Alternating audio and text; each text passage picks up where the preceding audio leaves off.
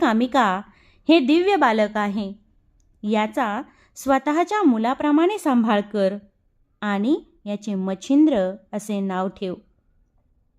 Comic निपुत्रिक होता म्हणून त्यालाही खूप आनंद झाला. त्याने अतिशय प्रेमाने ते मूल उचलले व आपल्या घरी घेऊन गेला. दोघा दाम्पत्यांनी त्या मुलाचा खूप प्रेमाने सांभाळ केला. योग्य वेळ येताच त्यांनी पाळण्यामध्ये त्याचे मच्छिंद्र असे नामकरणही केले.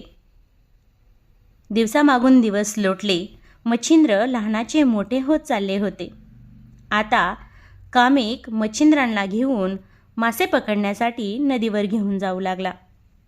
एके दिवशी मच्छिंद्र आपल्या वडिलांसोबत म्हणजेच कामिकासोबत मासे पकडण्यासाठी गेले असता कामिक पकडलेले मासे टोपल्यामध्ये टाकत होता आणि त्या टोपल्यातील मासे तडफड तडफड करून मरण पावत होते.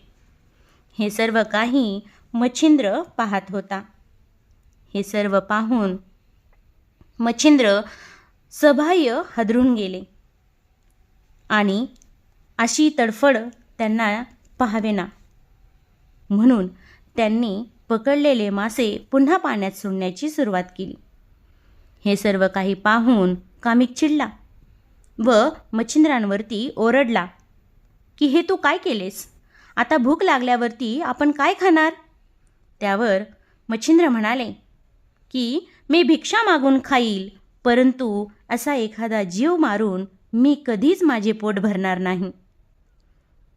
यावर पाहिलेला तो जीवाचा संहार आणि वडिलांचे बोलणे यामुळे दुःखी झालेले मच्छिंद्र तेथून पळत सुटले ते थेट बद्रिकाश्रमावरती गेले.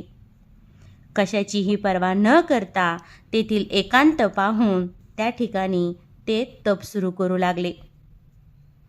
तब्बल 12 वर्ष एकाच ठिकाणी तपाला उभे राहिल्यानंतर त्यांचे शरीर अस्थिपंजर झाले होते. शरीराचा पूर्ण सापळा बनलेला होता. आता योग्य वेळ आलेली होती आणि म्हणूनच एके दिवशी दत्तात्रेय गुरु भगवान शंकरांना भेटण्यासाठी आले.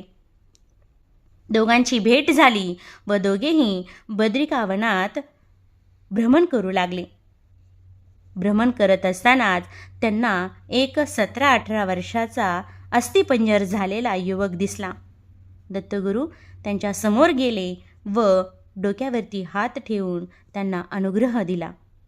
त्याच क्षणी सर्व काही दत्तगुरूंनी अनुग्रह केला व मच्छिंद्रचा मच्छिंद्रनाथ झाला आणि नवनाथांपैकी पहिल्या नाथाचा म्हणजेच मच्छिंद्रनाथाचा जन्म झाला.